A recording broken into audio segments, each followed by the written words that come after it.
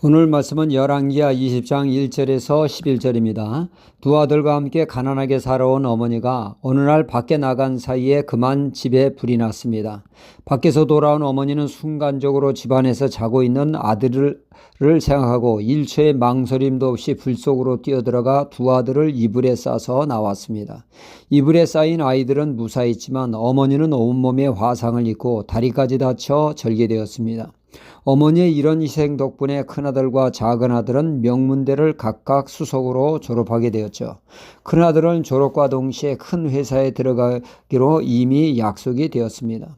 어머니는 큰아들을 보고 싶어 아들을 찾았을 때 수의실에서 연락이 왔습니다. 남루한 모습에 어머니가 부끄러워 큰아들은 그런 사람 모른다고 말을 했죠. 문정박대당한 어머니는 마음이 먹먹했습니다. 이에 어머니는 힘을 내 둘째 아들의 대학을 찾아갔죠. 하지만 차마 들어가지 못하고 교문 밖에서 서성이고 있었습니다.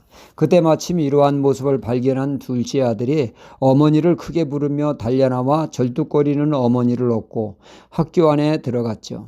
아들은 졸업식장 귀빈석 한가운데 어머니를 앉혔습니다. 마침 귀빈석에 값비싼 액세서리로 몸을 치장한 귀부인들이 수군거리자 초라한 모습의 어머니는 몸둘 바를 몰랐죠. 수석으로 졸업하는 둘째 아들이 답사를 하면서 귀빈석에 초라한 몰골로 앉아있는 어머니를 가리키며 자신을 불 속에서 구해내고 구걸을 해서 공부를 시킨 어머니의 희생을 설명했습니다. 다들 그 초라한 행색의 어머니를 혐오가 아닌 존경의 눈빛으로 바라보게 되었고 졸업식장은 감동의 눈물바다가 되었다고 합니다. 하나님이 사람에게 주신 선물 중에 하나가 눈물이죠. 눈물이 있으므로 우리는 더욱 풍요롭게 감정을 표현할 수 있습니다. 괴로울 때 흘리는 눈물은 마음을 정화시키죠. 감동적인 소식에 서로 얼싸안고 눈물을 흘릴 때 어느덧 하나가 되게 합니다. 눈물은 우리의 삶을 풍요롭게 하죠. 이런 신앙생활에도 눈물의 진가는 대단합니다. 어느 과학도는 부활이 믿어지지 않아 믿기가 어려웠다고 하죠. 또 피우던 담배를 끊는 것 또한 힘들었다고 합니다. 끊었다가 피웠다가를 반복했다고 하죠. 그런중 예배 시간에 예배에 참석을 했는데 그날 설교를 듣는데 자신도 모르게 주르르 눈물이 흘렀다고 합니다. 눈물이라는 것을 모르고 산 사람이 말이죠. 훗날 알고 보니 그것이 바로 은혜의 눈물이었던 것입니다. 그 시기 때부터 믿음이 들어가고 신앙이 새로워지는 계기가 되었다고 합니다. 이렇듯 은혜의 눈물은 귀하나 감정 주도적인 신앙이 되어서는 안 됩니다. 우리의 신앙은 철저히 말씀에 기초해야 하죠. 어느 부흥 강사님이 집회를 인도하는데 앞좌석에 앉은 청년이 유독 큰 은혜를 받습니다. 눈물을 흘리며 시간 은혜를 받습니다. 너무 인상이 깊어 담임 목사님에게 물어보았습니다. 앞좌석에 앉은 청년을 말이죠.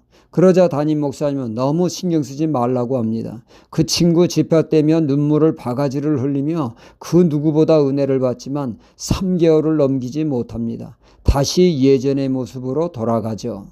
눈물이 귀하나 감정 중심의 신앙은 경계해야 합니다. 감정은 수시로 변하기에 변치 않는 말씀에 기초해야 은혜의 눈물이 우리의 신앙을 더욱더 살찌게 한다는 말씀입니다. 오늘 말씀은 히스기야 왕이 병성에 몸져 누워 있습니다. 아무리 허증 같은 명의를 들이대도 병엔 차도가 없습니다.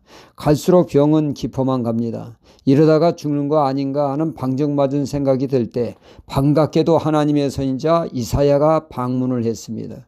히스기야 왕은 희소식을 가지고 왔을 것이라고 잔뜩 기대했는데 희소식은커녕 폭탄을 같은 말을 선포합니다.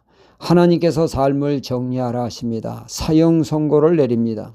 이에 히스기야 왕은 아멘할 수가 없었죠. 한참 살 나이인데 부름을 받다니 아직 대를 이을 자손도 없는데 이에 기가 막혀 히스기야는 벽을 향해 기도하기 시작을 했습니다. 하나님, 지금은 아닙니다. 저에게 궁유를 베풀어 주십시오. 내가 지금까지 하나님의 뜻대로 살고자 무진 애를 쓰신 것을 기억하시고 생명의 은혜를 베풀어 달라고 눈물에 호소를 하게 되죠.